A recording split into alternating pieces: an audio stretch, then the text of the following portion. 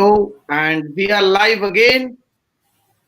Good afternoon to all the participants in this webinar number 75. This will be a special live event on occasion of National Education Day. So we are celebrating National Education Day and we have kept a series of webinars starting from day 1 to day 4. So if you have missed the day 1, so you can go back to the channel and you can have a review. But after this session, so my name is Dinesh and I'm director and founder of PsyCoolG Wellness Private Limited.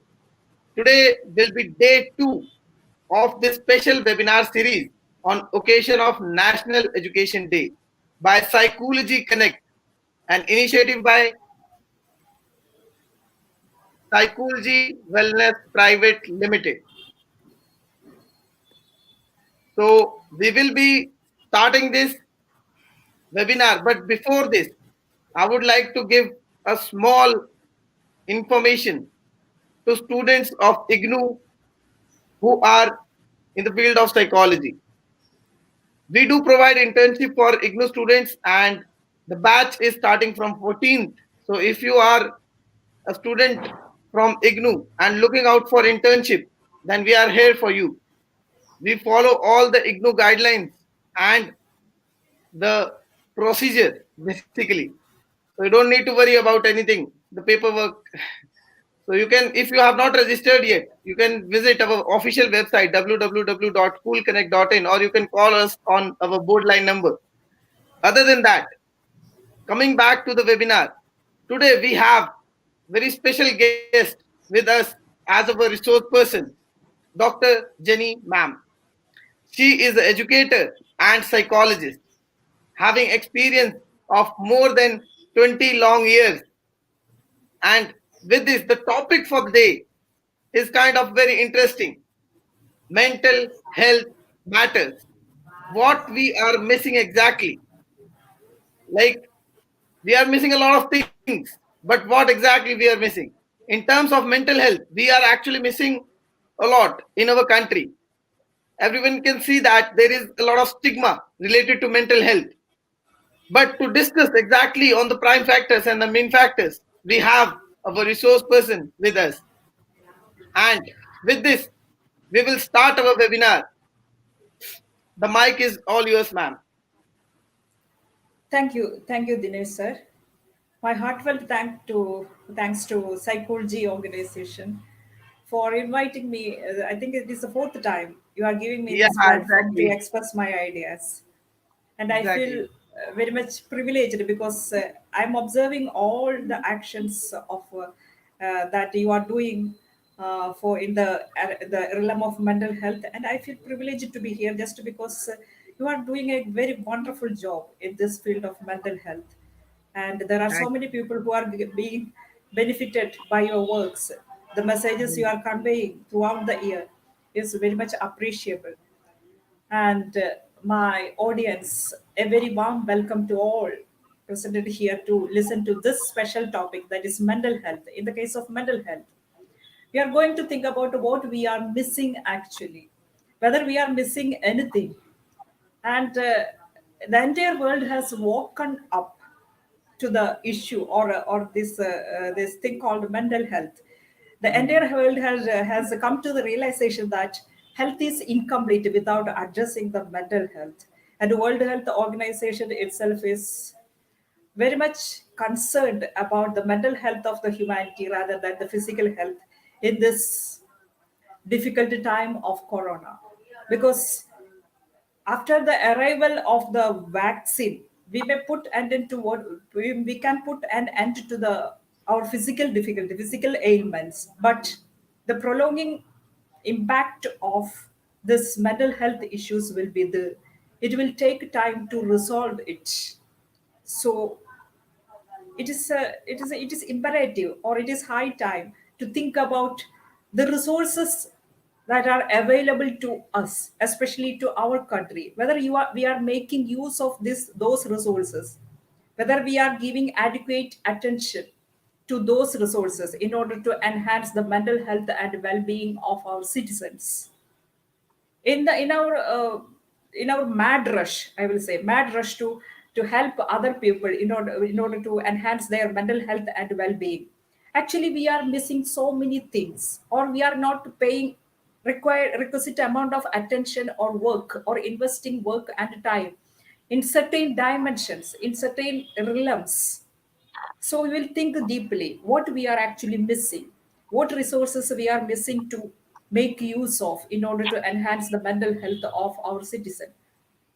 Let us enter into this webinar, and I ask all the participants, all the audience present here, to stay tuned from the beginning to the end of the webinar. Then only you will get a good message from this webinar. Do not leave in between. So let us begin. Let me share the screen.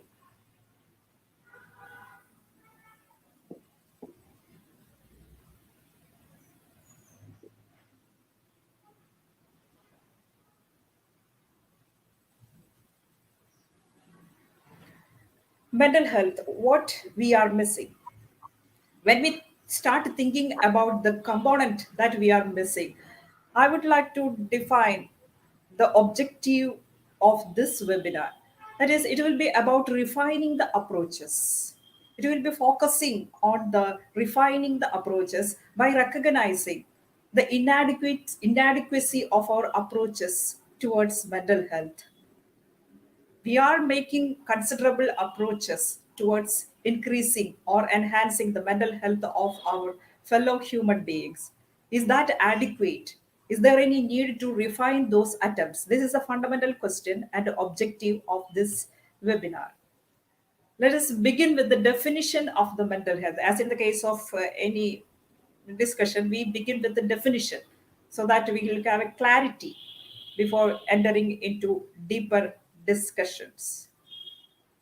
That is well-being or mental health. State of mental health is defined like this. It is the definition given by World Health Organization. It is a state of well-being with some characteristics in which not only it is not merely a state of well-being, but that well-being must be attached, or that well-being must be reflected in certain characteristics and qualities of the individual, that he must be able to realize his or her own abilities, realization of abilities, and we must be able to cope with the normal stresses of life. He must be able to work productively and fruitfully, and he or she must contribute towards his or her community. All these things must be taken together when we think of well-being or mental health itself.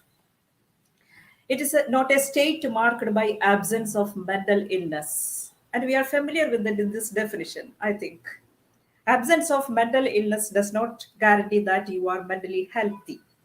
This is the most viable and meaningful definition of mental health. And when we speak about mental health, so far we have reached at some objectives, or we have accomplished many things regarding the mental health. That is, we are able to define it. First of all, we have clearly defined what is mental health. And we have established or evolved standardized tools or methods to assess mental health. Now we have so many tools and instruments in order to say the level, kind, and degree of mental health of each and every person. We can say how healthy you are mentally, and that we can even predict the likelihood of mental health. The science is now capable of predicting whether you are going to become a mentally healthy individual in your life, because we can say that looking at the stressful life events that you are going through, or the crisis that you are working through in your life, and the trauma that you are subjected to in your life, and your response and reactions to this situation, stressful and crisis and traumatic events in your life, observing that, we can say that how mentally you are going to be mentally strong in your life. And also hereditary factor, we are able to analyzing your hereditary we can say that whether you are, what is the degree of your vulnerability towards mental illness. This is a state of research or scientific approach towards mental health. Still, there is no prescribed way of approach.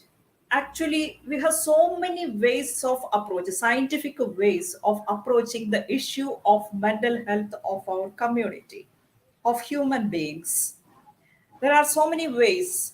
There are ways to protect the mental health. We have designed so many ways to protect the mental health, to prevent the mental illness.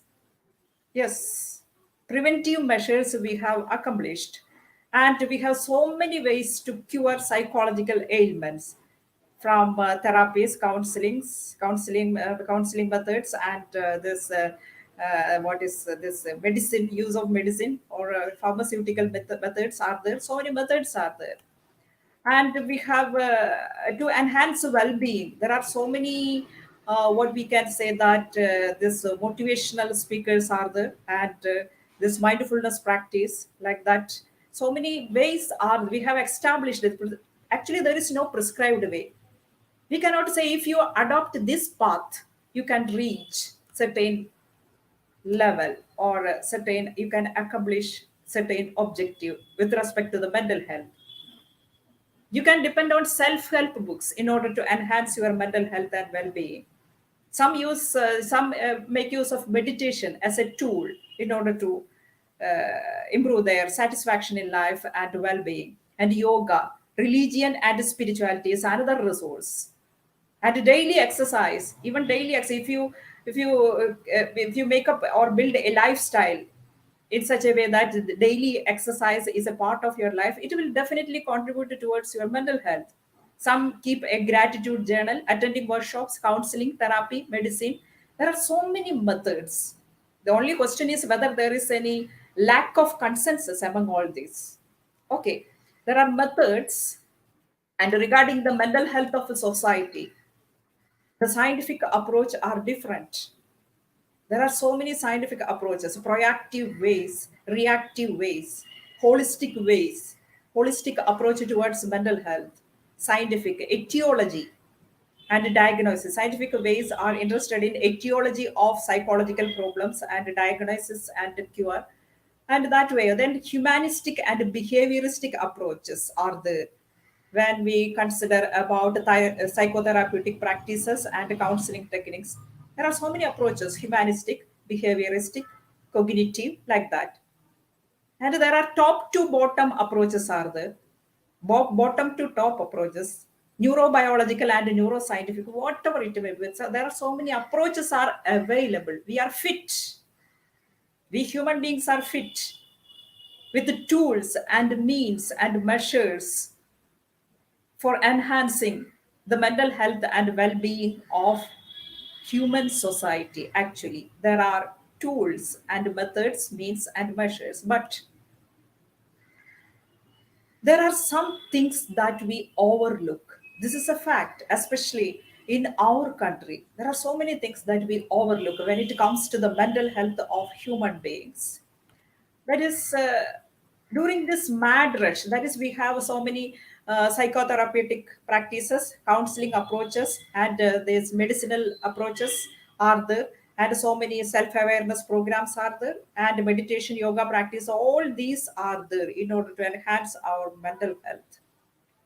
During this mad rush, we seems to be overlooking something.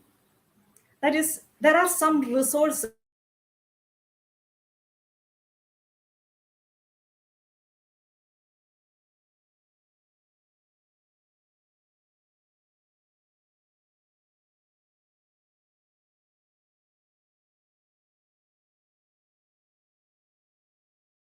in other words. We have not made use of it. It's like this: we overlook the possibility of cultivating vegetables in our backyard, or surrounding places in our house.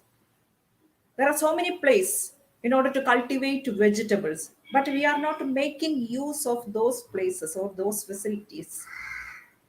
And we go to supermarket or hypermarket to buy vegetables and we eat vegetables stuffed with poison and chemicals.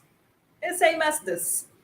That is, we are overlooking some possibilities that are within our reach when it comes to the mental health and well being of our fellow human beings and of ourselves itself.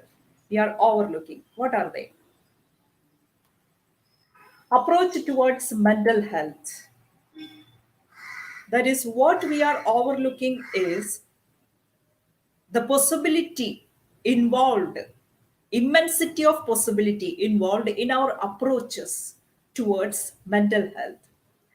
Actually, approach towards mental health, if we think about approaches, a particular individual is approaching towards the thing called mental health. He will be making this approach in two dimensions or along two dimensions. The first approach will be towards himself, that is, individual's attempts towards his own mental health. Do you make any attempts towards your own mental health in order to ameliorate your mental health? Each individual, when he realizes that mental health is important for well functioning and well being in the society, once a human being understands this fact, he makes some attempts in order to improve his mental health. That is, these might be the ways he apply for enhancing his mental health. Insight from his life experiences. Each life and experiences leaves some conclusions in our mind or impressions in our mind. And these impressions guide us or has the power to determine our mental health. And we depend upon self-help books in order to improve our life and well-being. And sharing, we share our difficulties, we attend workshops and seminars, webinars like this. Most of the audience will be present here in order to enhance or in order to improve their own well-being. I think there will be persons attending webinars and seminars and workshops in order to improve the quality of their life, and some start practicing meditation, yoga, counseling, and all these activities are directed towards improving one's own mental health. And now there is second dimension, that is individual, each individual's attempts towards mental health of others. Do you know that it is that each and every person is knowingly or unknowingly is influencing or contributing towards the mental health of his fellow human beings? It is role based actually. That is the role you are in, whether you are a parent, whether you are a teacher, whatever may be the role you are leading in your life. That role has the power to influence and determine the mental health of your fellow human beings. That is, parent to children. Parenting is one of the most powerful resource which has the power to determine whether the child is to become a mentally healthy individual or mentally unhealthy individual. Parent has that power, but parents need not be aware of it. And a teacher can influence mental health of the students, but teachers need not be aware of it fully. Full awareness will not be there. And you see that counselors, psychiatrists, and psychologists influence the mental health of their patients or clients in a professional manner, in a scientific manner. That is, and religious leaders. Yes, religious leaders are influencing and contributing towards the mental health of their followers actually. But we are not we have not probed into this situation, that is religion and mental health and the motivational speakers, and so many ways are there. The thing is that the role that you are in your life, by the virtue of that role, you have the power. You are knowingly or unknowingly, consciously or unconsciously, you are influencing the mental health of the society. Look, mental health and roles. Certain roles we play have the power to influence the mental health of other people. We have to agree with it. If you are a husband, you are definitely influencing the mental health and well being, happiness, joy of your wife. If you are a father, if you are a worker, if you are an employee, employer, brother, neighbor, son, uncle, each and every moment you are contributing towards the mental health and well being, knowingly or unknowingly. That is of which then the question is this: when it comes to our approach towards enhancing the mental health of the society or community as a whole, this is a question that we must ask. Of these roles, which is most important, which is most likely to influence the mental health of generations, which is most important? What do you feel, audience? I will not be getting answers, and though I am asking, it is parenting actually. Yes, parenting is a resource for enhancing the mental health of a society. It is not that we have not missed this resource. We are well aware. Researchers and mental health professionals, all of us are well aware that parenting is a resource for enhancing the mental health of a society. The question is that our approach towards the mental health of the society is in line with this potential of this role, that is parenting. That is, we are adequately exploiting or making use of this role called parenting in enhancing or leveraging mental health of the society as a whole. That is, a society's mental health is in the hands of the parents. You know that the kind of generation that we are going to have tomorrow is determined by the kind of parents that we have today. It is a fact. It is an established fact, and our society has not readily accepted, fully accepted this fact when it comes to the these activities or these approaches towards mental health is concerned. That is, for example, the science has established after repeated research, all the research outcomes keep on substantiating this fact that almost all mental health problems have their onset in childhood experiences. This is a fact that has come out just because of one or two research attempts. This fact is being repeatedly established and proved by many research outcomes that almost all psychological difficulties have their onset in childhood experience. This fact reveals that the power and potential of the role called parenting in order to influence the mental health of the society. Now, look, parenting is a resource, and I will be giving you some glimpse into this repository of literature from the research, which substantiate this fact again and again. You see that research from a range of disciplines, including neurodevelopment, developmental psychology, genetics, they establish or they repeatedly affirm the fact that the first few years of life has particular importance in determining the mental health of the child. And also, you can say that excessive levels of stress caused by suboptimal parenting, that is, any faulty parenting practices, especially happening in early years, can seriously disrupt or disorganize child's developing nervous system. That is, formation of nervous system, we know that majorly happens in early years of life actually. And stress hormone regulatory systems, all these things, that is, all the mechanisms which are fundamental in determining the mental health of your child, of your son or daughter, is being determined during childhood days. And during those days, If you are presenting a stressful parenting or suboptimal parenting, that means that your nervous system, even the nervous system of your child, will be going out of balance, functioning in a manner that is not in balance.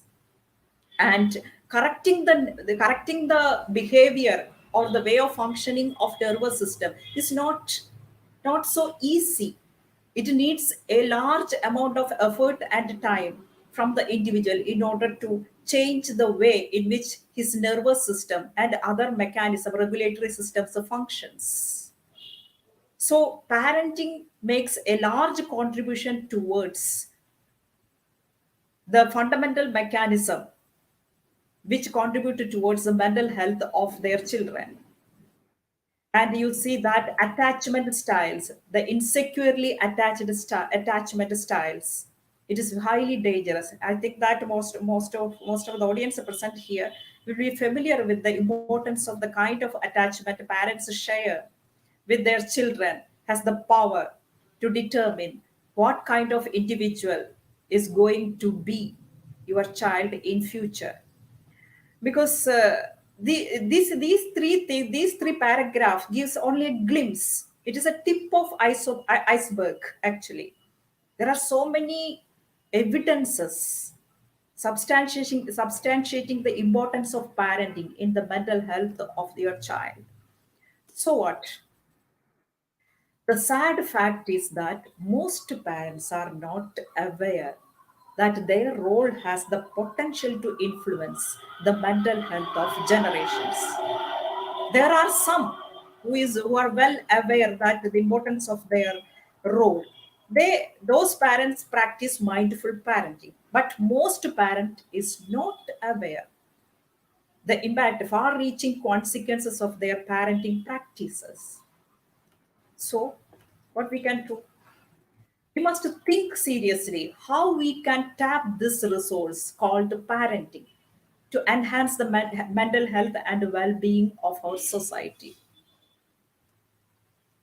Answer, your answer will be, if I ask you audience, your answer will be a set of fixed and fixed list of clicks. I will say that you may say that we can conduct parental awareness programs, we can train parents in a better manner, and we can make policies for parents, and list goes on. You will be having some ready-made answers will be there. But this list, if you closely observe this list of remedies, you can see that they are top-down approaches. Top-down approaches means you are saying about the parental awareness programs, parental training, and all that we can give to the individuals who are already parents. No, they are already parents, and they will be having some 5-year-old or 10-year-old, even 15-year-old children. And we start giving them parental awareness programs and training. That means that we are making a top down approach. Not all top down approach need not make any considerable impact when it comes in its influence at the societal level. This is not enough.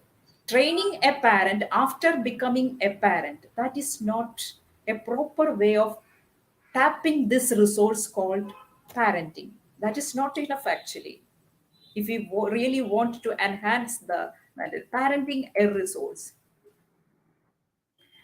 we make parents, future parents, I will say, not parents, future parents. We must have that opportunities or possibilities to make the future parents understand the important and significance of their role. Yes, we must have enough space in our institutions, educational institutions, mental health organizations, in order to familiarize or sensitize future parents about their role, significance, and importance of their role in the mental health of this society, our society. Yes. As a part of this, let me ask you a question. As a part of understanding the importance, what we can do to make the parent understand about regarding their about the importance and significance of their role in parenting. I am asking the audience this question: is parenting a skill or pure instinct? What's the difference between a skill and instinct? Instinct is something that you are born with. It is a force acting in your system. Instincts have a life of their own. They will enact it. That is, you need not apply any force. They have their own force. For example, sex is an instinct, hunger is an instinct, gregariousness is an instinct. And we are ruled by, most of our behaviors are ruled by or regulated by these instincts actually.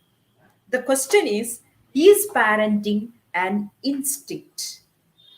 It take place in an automatic fashion. Question is this, or is it a skill? What is a skill actually? Skill is something that we acquire. We have to prepare ourselves, or we have to invest some effort learning into a particular skill. In order to acquire a particular skill, we have to make some deliberate attempt. That's the difference between skill and instinct. The question, parenting, is it a skill or instinct? Science says that you might be having some answers. Somebody will be saying that it is purely instinct. There is no need to teach a parent how to parent his or her child. It is purely an instinct.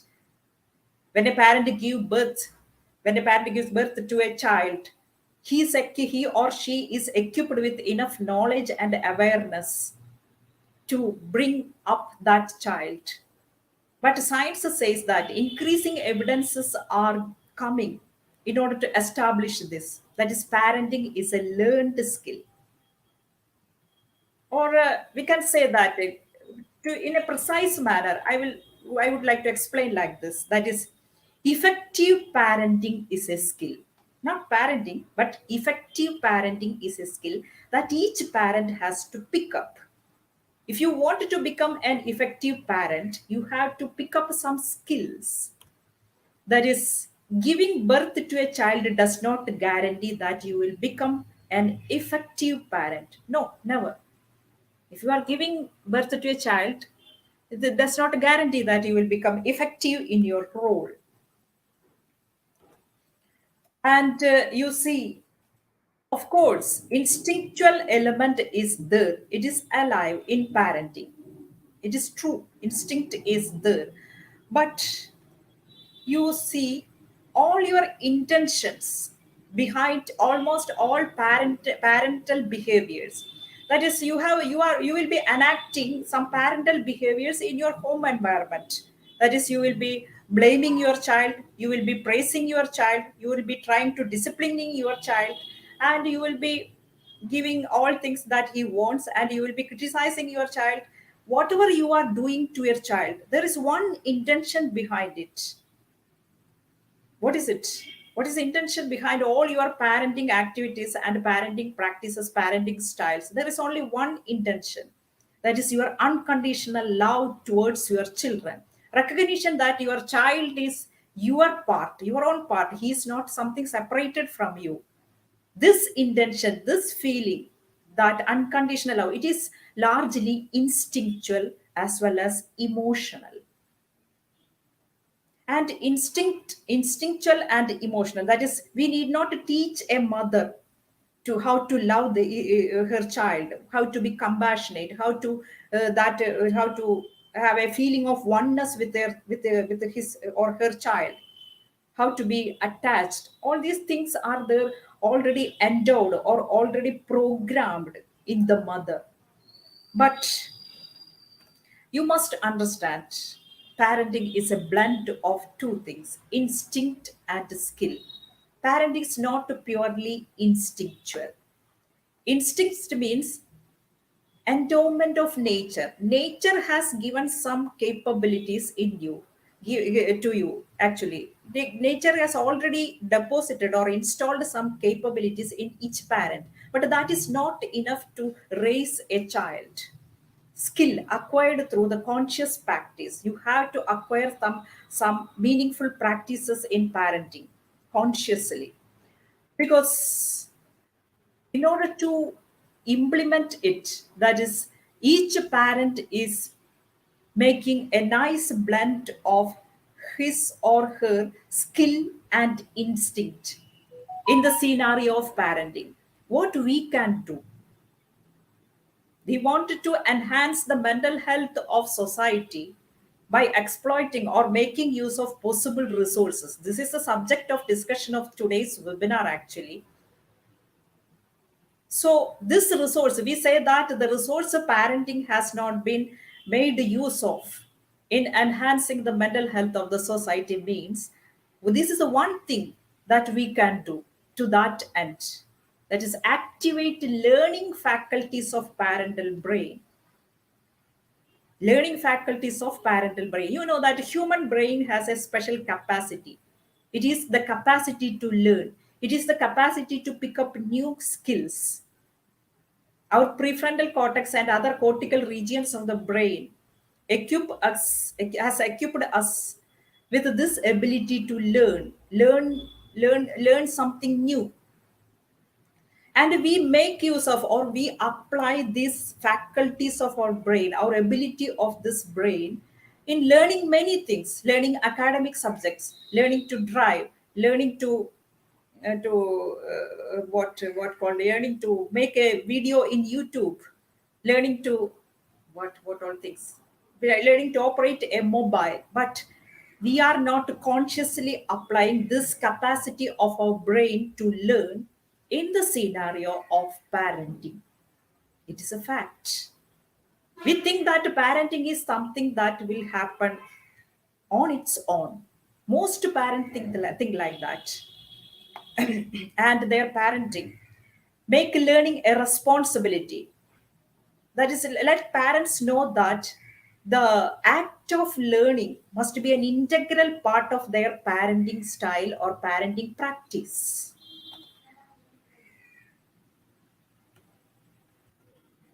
Because you see that we discussed about instincts, parenting instinct.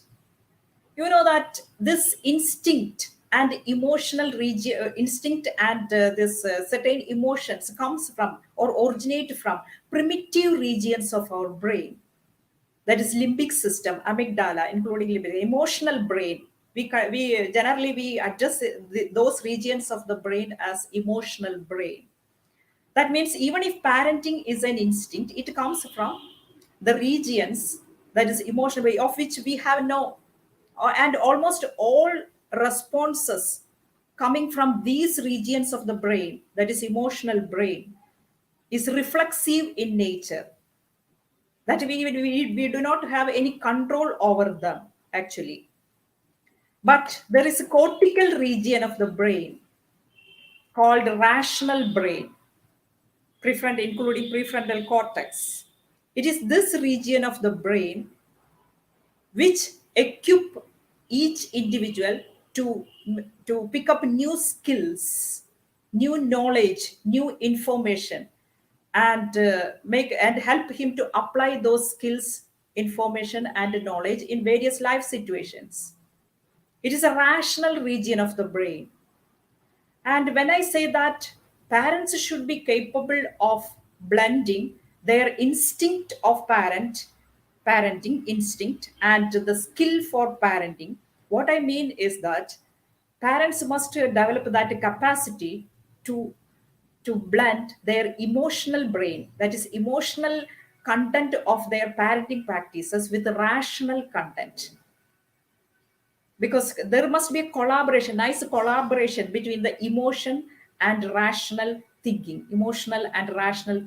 regions of the brain. That means the conclusion is this: a parent who wants a constant refinement of parenting practices, when a parent comes to the awareness that their activities as a parent or their parenting practices or styles can make considerable impact of their children, she or he may develop that desire to refine their parenting practices or improve the quality of their parenting style. If you have that kind of desire in yourself and to want to grow as a parent, each parent must be a good seeker. Seeker means he or she must be always seeking for new methods, new approaches. She must be a good learner, experimenter, researcher in order to improve the quality of their role as a parent. It is a must. This is a message that we must give to the parenting community. And sometimes it becomes too late. This is a reason, one of the reasons, because sometimes it becomes too late before parents realize that they are faulty. There are some faults in their practices, parenting practices. You know, when the especially when the children reach adolescent age, so many parents come to know that there were so many faulty methods they have adopted and made use of those methods in disciplining and regulating the behavior of their children, and they were wrong. They come to the conclusion that they were wrong in many ways, because this is the situation, this is a truth that teachers, counselors, and therapists meet with on a daily basis.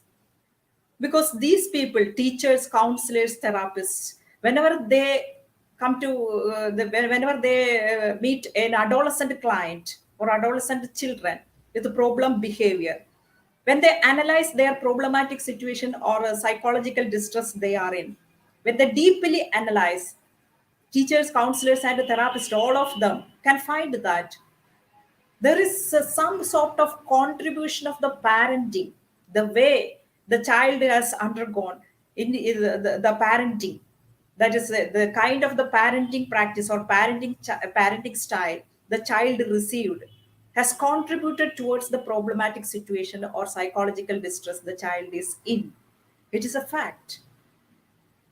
So errors in parenting practices that we can remove if we make aware of the parents, especially future parents, about the significance and importance of their role in the mental health and well-being of future generation.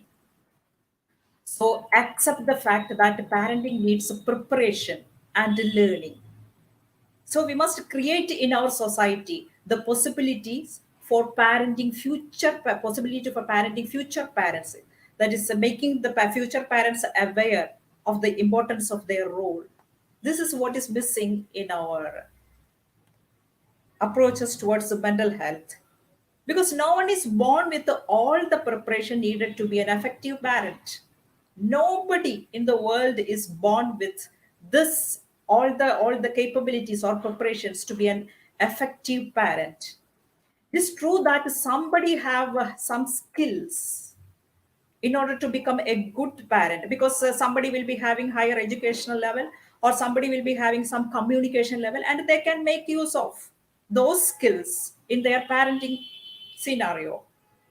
But you see that, and some people having that, the power of instinct, the parenting instinct need not be the same for all parents. Some people having that strong instinct for parenting, and they will be capable of exercising a large amount of or greater level of empathy in their parenting practices, and it will help.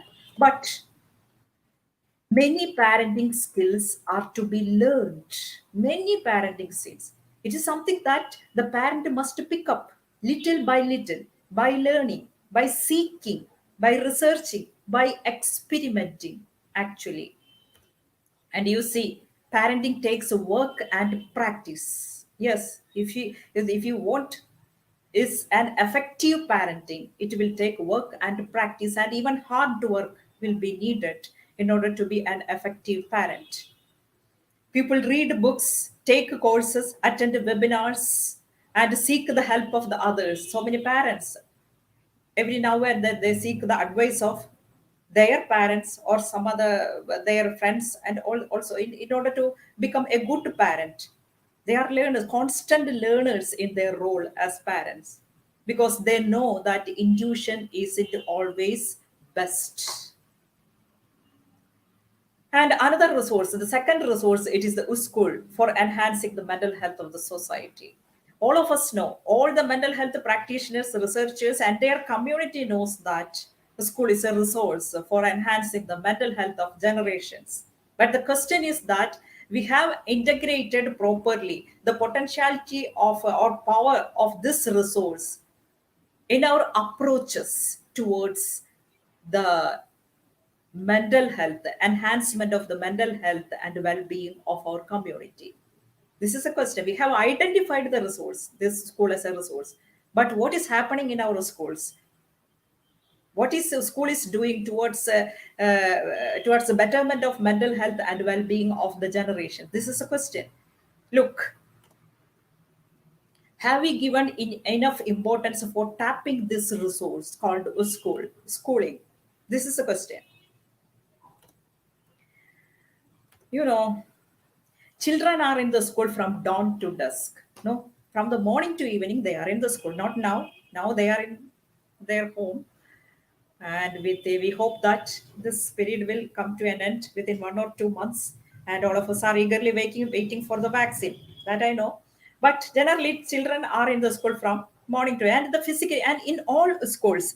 You just observe the schools. In most of the schools, I will not say in all schools, there are facilities and amenities for meeting the physiological needs of children.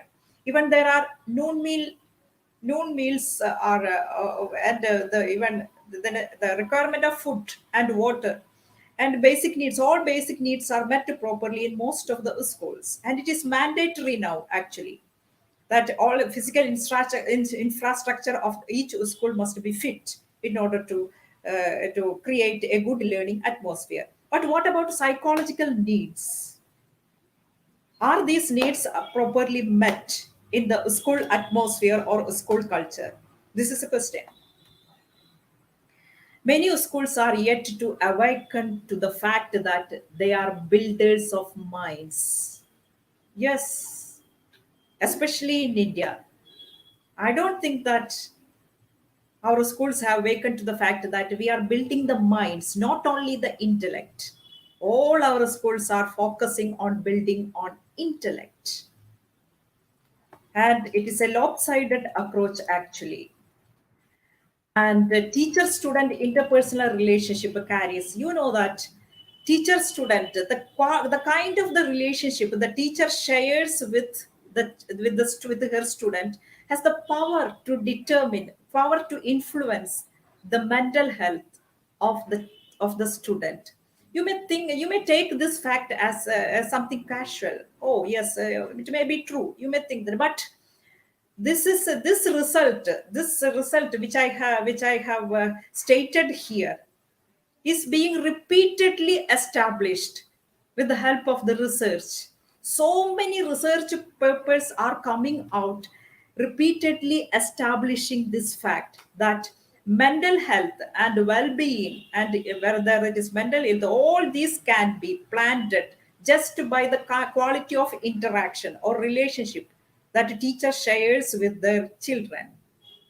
You know, that is hence the which seed, that is teachers teaching has the power to sow the seed or either of mental health or mental illness. That much powerful is that role, teaching.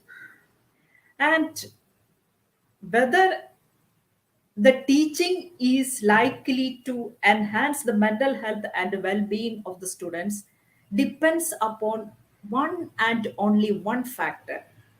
What is it? It is the awareness of the teacher regarding the consequence of the kind of relationship that she keeps with his or her with his or her student. When the teacher, if the teachers are aware that their role, their way of interacting with the students has the power to shape the mental health, shape the mind of the children or students, okay, it's okay. But the question is whether all the teachers, teaching community is aware of the gravity of the situation, that is, gravity of or importance or significance of their relationship that they keep with their students. The question is that. That is attending to, this is a state of present state of our school system. Nobody can deny this.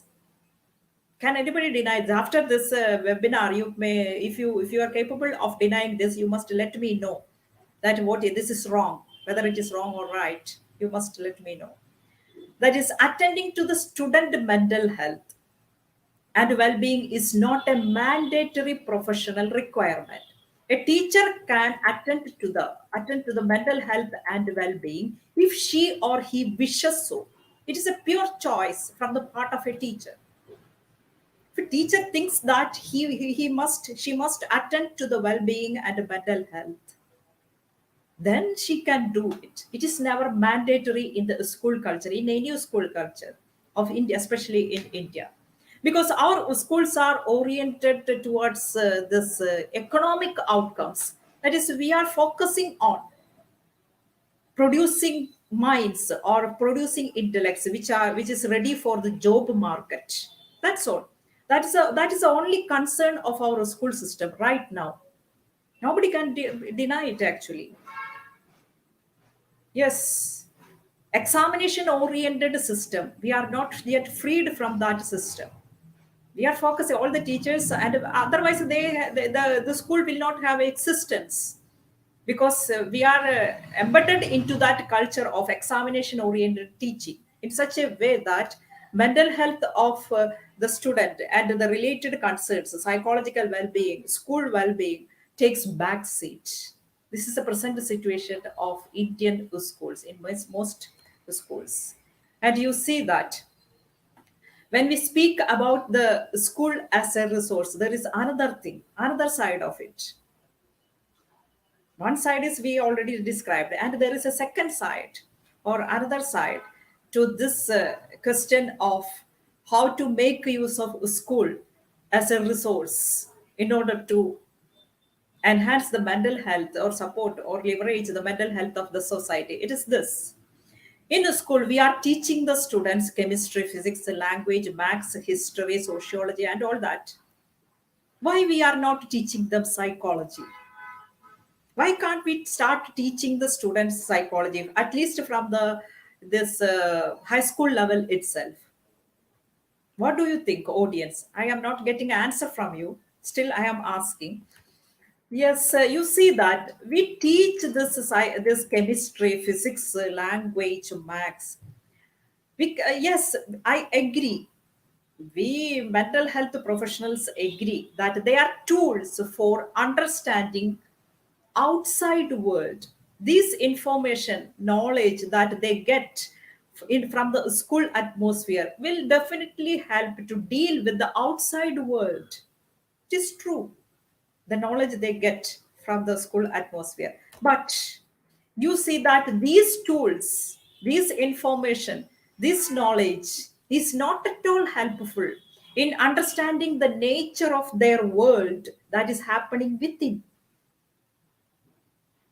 By learning physics, chemistry, maths, and biology, history, whatever it may be, we are not providing them an means or tool or way to understand their own mind. Is it so? We expect the child or student to find out it for himself. That is, he must work towards understanding his own mind, perhaps alone. This situation is dangerous actually. Introduce psychology in the curriculum at the high school level. Why can't we think of this?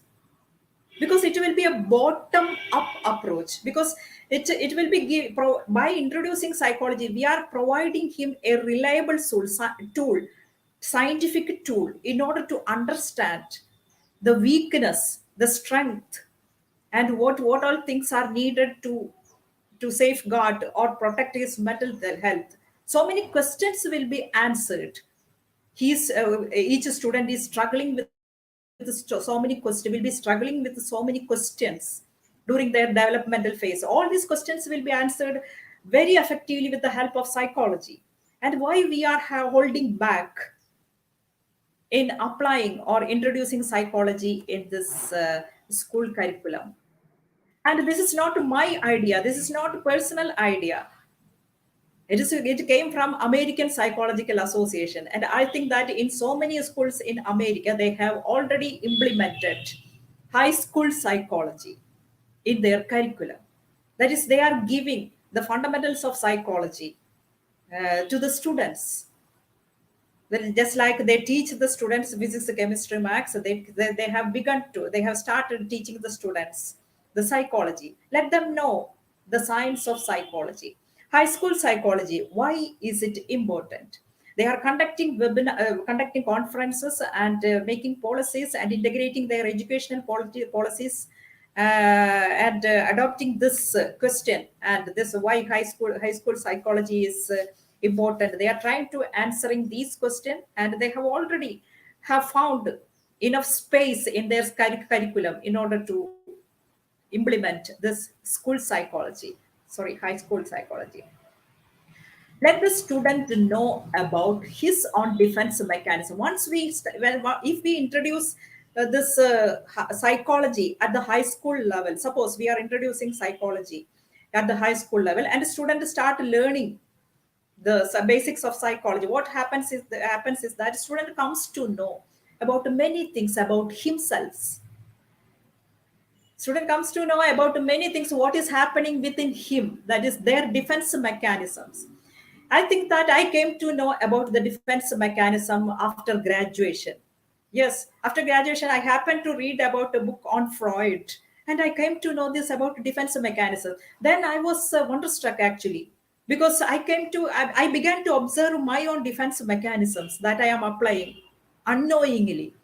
Then afterwards I became conscious about my own defense mechanisms and my own responses towards various situations of life. And my knowledge about the defense mechanism came as an accident. If I have not read that book, I would not have known about defense mechanisms. But by introducing high school psychology, student will come to know about his own defense mechanisms in that level itself. Look, they will come to know about the psychological needs. Knowing about the psychological need, it will be highly beneficial. You don't know this what these things are going to make and what kind of impact it will make in the on the minds, younger minds, and why they feel less motivated.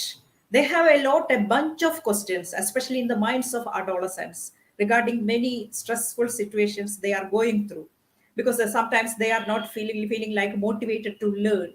And psychology has very clear answers for these questions. Why a student is feeling lazy or less motivated? Let us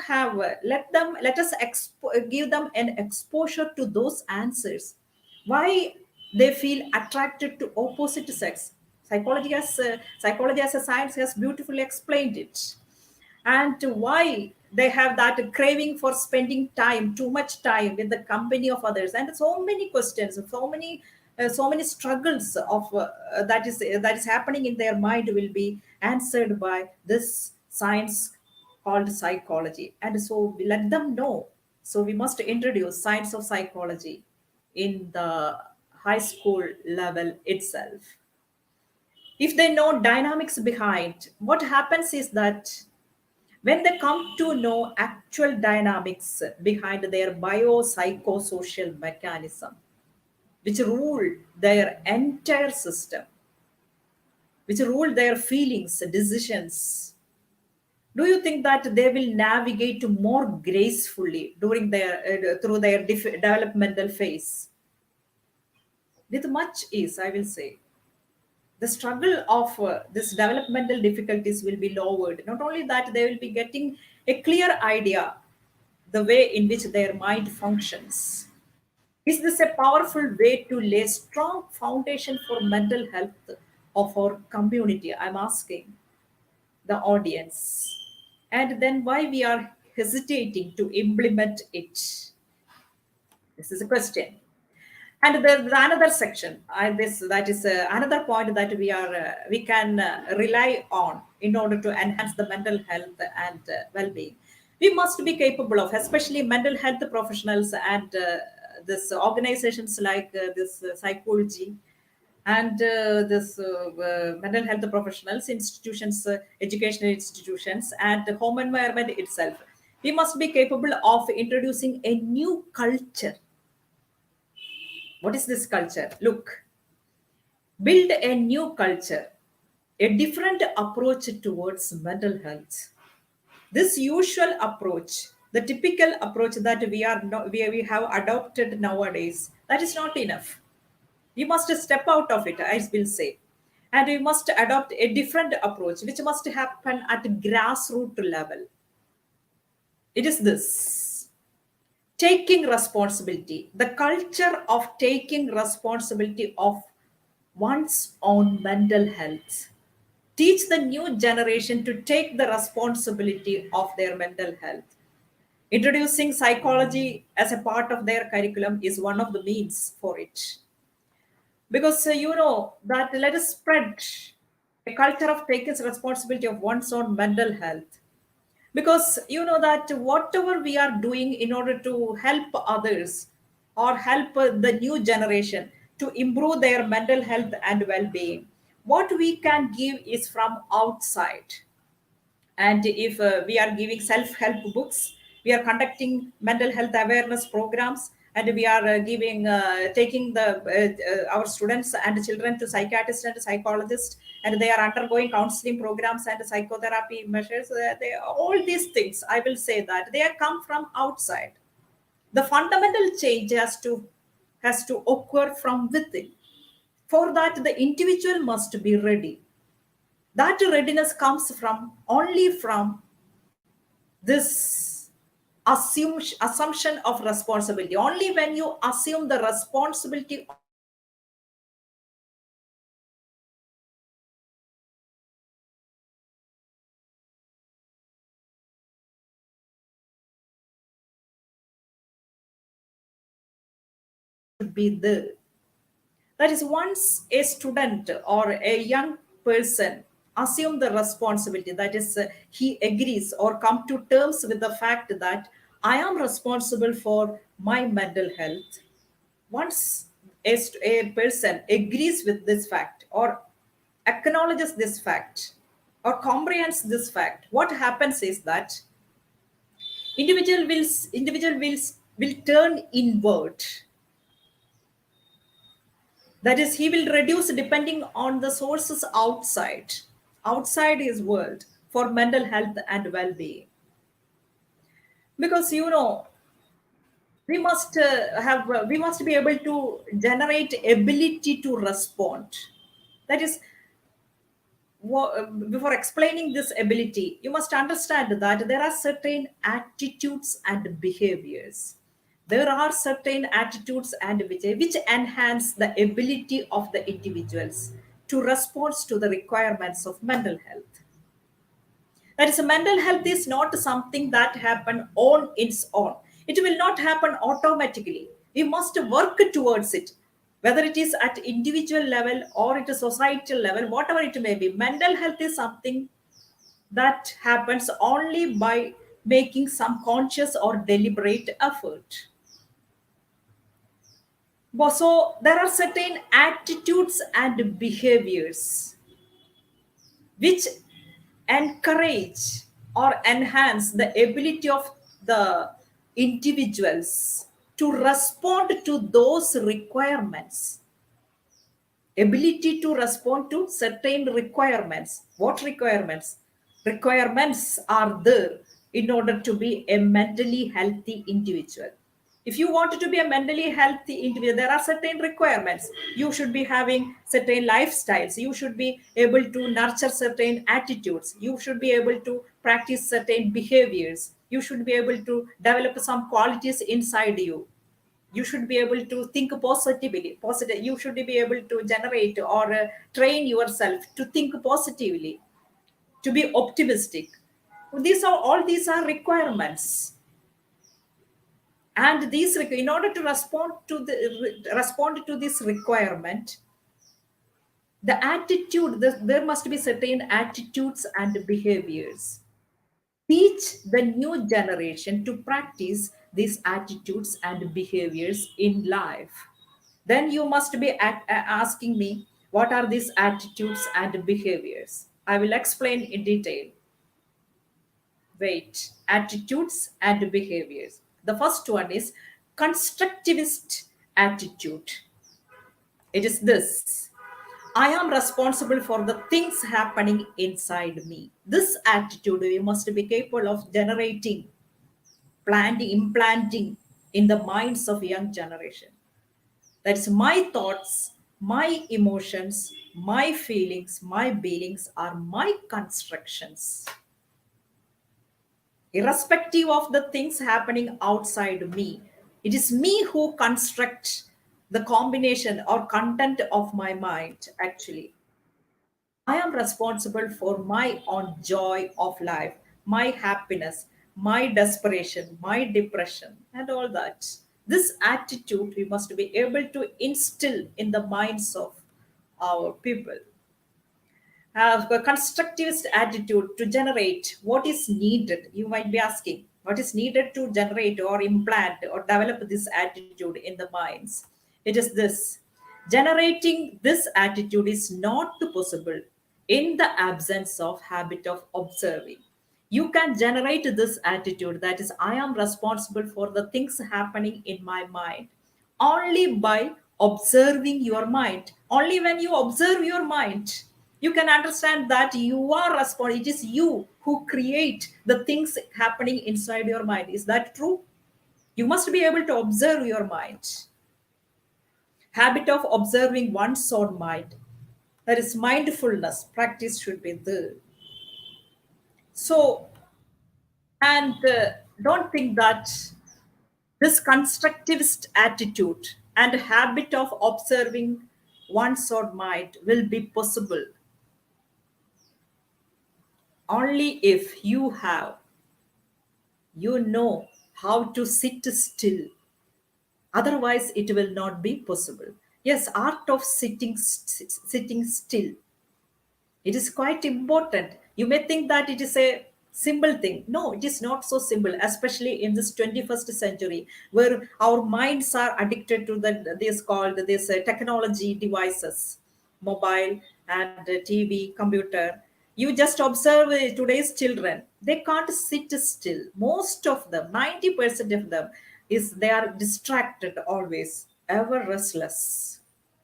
And you just check yourself. For example, you enter into a room and try to sit there still for some time, without a mobile, without books, without anything in your mind. Can you sit still at least for half an hour? No, you will get up from the seat, and at least you will check in your mobile for the incoming message. So this habit of sitting still alone in quiet place, that must be there. You must become, because this is the fact regarding the mental health. Yes, take this into your mind, paste it there, and accept it. That is, all of humanity's problems stem from man's inability to sit quietly in a room alone. If you are not a person who are not familiar with this act, that is sitting quietly in a room for some time, it must be made a daily habit actually, if you want to improve your mental health. Because then only you can start observe, you can observe in that silence only, you can start observing your mind. Then only you can enter into a realization that you are the constructor of the things happening inside your mind. So actual order is this: first you must develop this habit of sitting still. That is, we must arrange the situations or experiences or context in both in our school and home, that student knowingly or unknowingly develop this habit. They develop this ability to sit still in a place for an adequate amount of time. And we must help them to develop this habit of, after that we must help them to develop the habit of observing their mind. And after that we can think of helping them to develop a constructivist attitude. That is, they will come to the realization that it is they who construct their feelings, emotions. They are the constructor. Then they will be ready to take charge of their mental health. They will assume the responsibility of their mental health. Let us try sincerely for spreading this culture.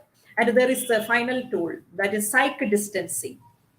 Psych distancing is the one of the resources, I will say, one of the method we have not experimented with when it comes to enhancing the mental health and well-being of our community.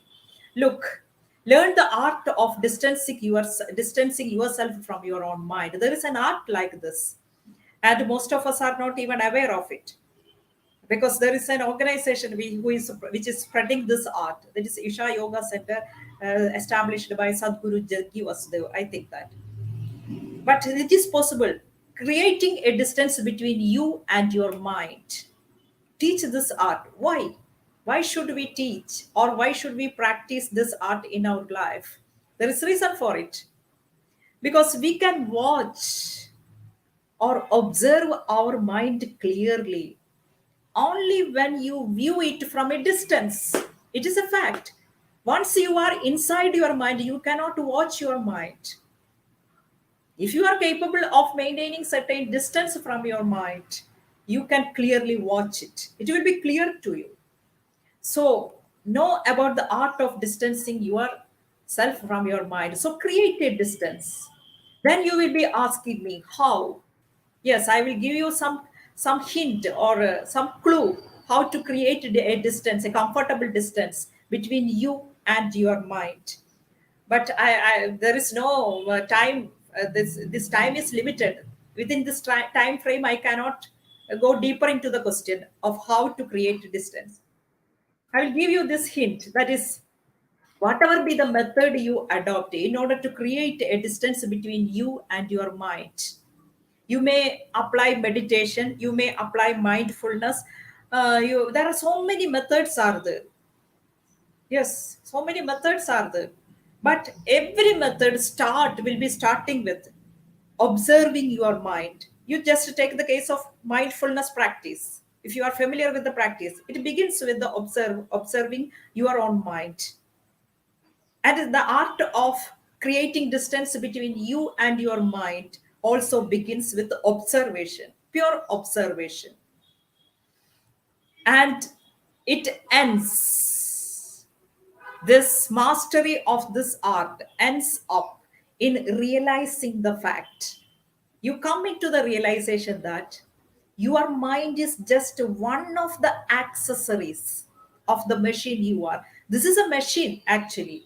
This is a human machine, and it has so many accessories. Your kidney is an accessory, your liver is an accessory, your heart, your skin, your eyes, all these are, and your mind is one of those accessories. You think that mind is everything. No, it is not like that. It is just like an organ, or one of the accessories only. Above, if you practice psych distancing, you will come to this realization, and it will take time. And constant practice and dedication is needed in order to reach at this realization.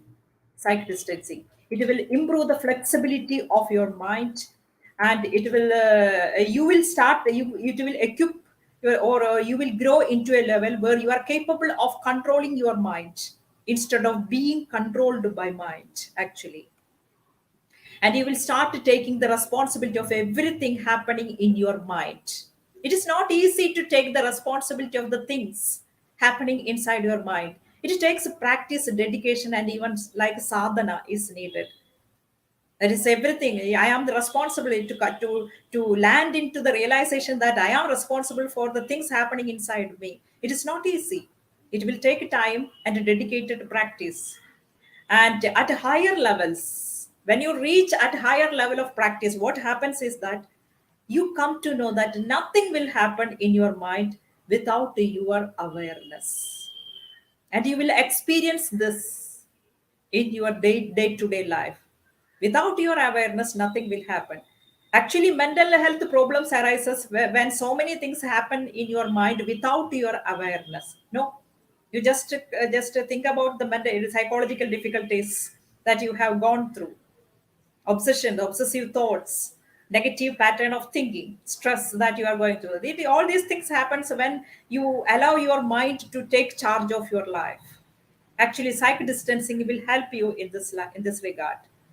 So passion to at the same time, in the case of mental health professionals, teachers, and even parents, they must be ready to update. This is another section, and they must be ready to update themselves in research outcomes, because regarding the mental health, truths and facts regarding the mental health constantly changes. We must be ready to adapt to those changes, and we can have better awareness about those changes only by updating ourselves in the research outcomes. There is no other way, actually. And you see that the learning faculties of our brain, we are each individual have that ability to learn, must apply it in order to facilitate our mental health. Conscious application is needed. And mental health professionals, or majority of mental health professions of our country, is interested in curing aspect. But mental health of society mainly depends on how much these professionals are intensifying their effort towards the prevention of mental health. The interest of the mental health professionals of a country in the prevention, in the preventive side of mental health, mental illness, this is what actually contribute towards the mental health of a society. Yes, of course, curing aspect of the profession matters a lot, but what we need in order to build up a strong society is the adequate attention that we pay into the prevention side also. Excellent curing mechanism need not ensure mental health of a society. Actually, learning prevention leveraging prevention measures is essential. And I say that this psychology organization is working on this prevention side, because the way in which they are spreading awareness regarding stigma of mental health, and the kind of webinars they are conducting, it is highly impressive. Because if a person or individuals, a group of individuals is constantly attending to these things, or these webinars or these such classes they conduct, I'm sure that it will contribute definitely towards their mental health. Yes. So prevention side is very important. And lastly, the final resource that we are missing is religion. Religion is a powerful resource. So many studies are coming out regarding the role of spirituality or spiritual orientation of the individuals in influencing their mental health and well-being. But the fact is that a religion can be a cause as well as cure. A particular religion can contribute towards mental health, but the same religion can be a cause of mental illness to some individuals, to some individualities. It is a fact. But the person religion interface, person religion interface, that is what happens when the what happens in the relationship, or the interaction between the person and religion, and how that interaction, in what all ways that interaction influence the mental health of the individual. This thing is an under researched area. It has not been researched adequately. And you see, but the connection between the mental health and religion cannot be ruled out. To more about the fact, this book will help you in order to understand how the religion sometimes harms the mental health, or sometimes enhances the mental health, and what all roles religious beliefs and spiritual orientation plays in establishing, or in contributing towards the mental health of the society as a whole. We must be well aware of those facts, and you can read this book in order for understanding this issue.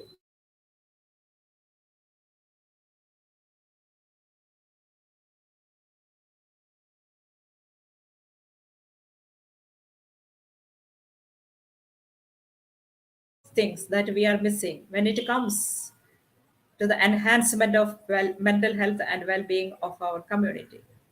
Thank you so much. Thank you. Thank you.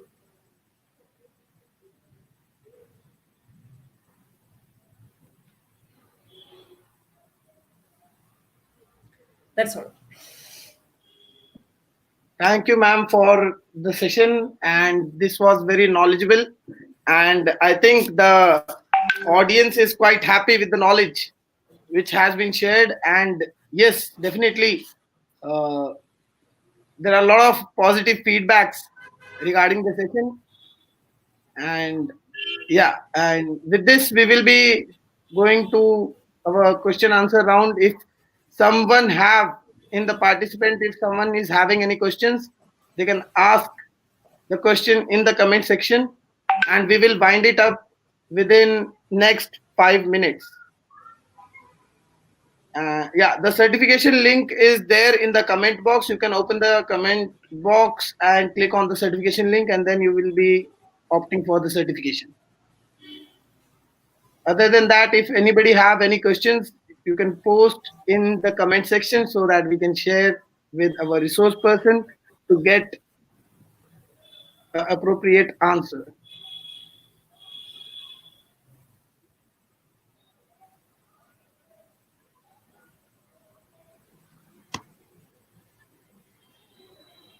Okay, I think there are no questions, but we will come back after a 1 minute break. Till then, we will be showing one psychology introductory video, and then we will come back to the question and answer round. Sure.